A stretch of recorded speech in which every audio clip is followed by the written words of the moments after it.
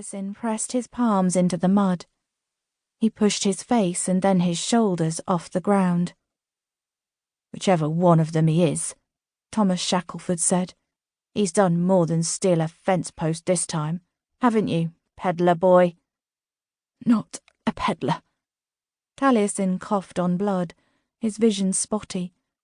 He blinked hard, but saw only a blur. For a poor shot, when Shackelford did connect, he did so with mighty force. "Horse trader, you dolt." Footsteps again, quick. Boot. Ribs. Pain. Pain. Shackelford stepped back. Taliesin rolled onto his side, fought for air. Sunlight cutting through the trees burst like stars. "Come now, Tom," Stranger Boy said in a constricted voice. "You don't know that he did anything untoward with the girl. Why don't you ask him first?" Shackelford laughed.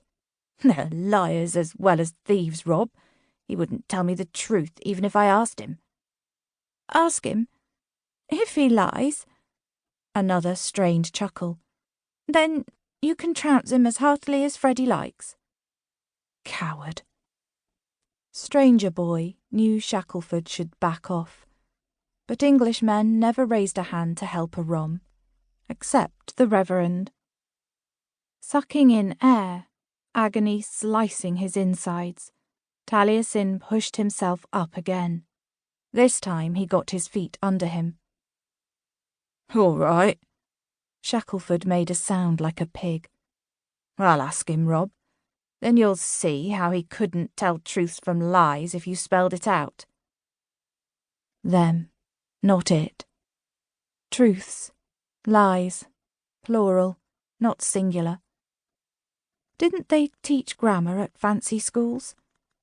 How porridge for brains Thomas Shackelford got to be heir to the biggest landholder in St. Petrock, Taliesin would never understand. Even if he were lucky, Taliesin knew he'd never own more than a horse and the clothes on his back. Reverend Caulfield always said a man must rest content with the lot God gave him. The Apostle Paul, Colossians chapter 3. Servants, obey in all things your masters, knowing that of the Lord ye shall receive the reward of the inheritance. Paul had obviously never been a rom horse trader. Fighting back the pain in his side, ignoring it like he'd learned to ignore taunting from Englishmen as a child, he straightened his shoulders. Black fogged his vision. He struggled on broken breaths, broken ribs. Years ago he'd been kicked by a horse. He knew this pain. "What of it, gypsy boy?" He blinked and Shackelford's scowl came into focus. The beads of sweat on his upper lip delicate, like dew, a high flush in his cheeks. Behind him, Stranger Boy's eyes were like bluebirds, bright, free. "My shirt." Slurred, but it couldn't be helped. His lip was starting to swell. Shackelford's pale brow puckered. Minutes earlier, when Taliesin had brushed off his attacker's feeble attempts to hit him and went after his shirt tangled in the reeds at the edge of the pond, Shackelford's friends had jumped him.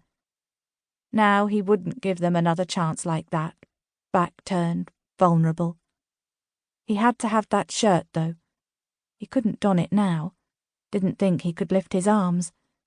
But he had only one shirt, and damn if he'd lose it because of imbecile Squire Shackelford's imbecile son and school chums. "Give him his shirt," Shackelford grunted. One of his henchmen went to the bank, splashed in the mud and cussed, but he snatched the shirt off the reeds and tossed it to Taliesin. He wouldn't ask for his coat or neckcloth, or his boots. They were behind the reeds on the other side of the pond. He would return later to retrieve them, if he could walk later. Shackelford sneered. "Well, boy?" "I don't know what you want," he said, rougher than he intended. No air for words, pain everywhere.